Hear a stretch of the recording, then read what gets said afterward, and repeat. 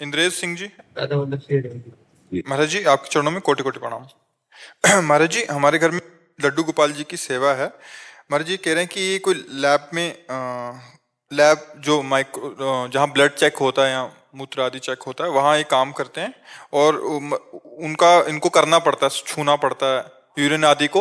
But कह रहे हैं फिर जब घर आते हैं तो इनको ऐसा लगता है कि मैंने तो वो छुआ था, अभी ठाकुर जी को कैसे नहलाऊं धुलाऊं।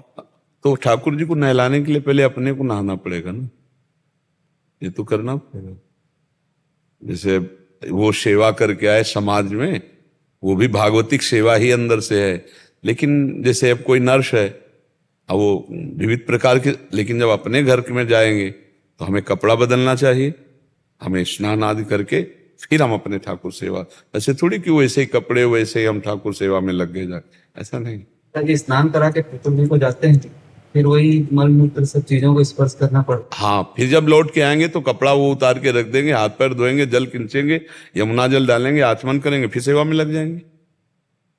अब उन कपड़ों से तो वो तो कपड़े अलग ही होते हैं। मान लो जैसे ये पहन के जाओ तो इनको अलग रखो, आए हाथ पैर धोए, आचमन किया, ये कपड़े उतार दिए, घर के कपड़े पहने, ठाकुर जी की सेवा में लग गए।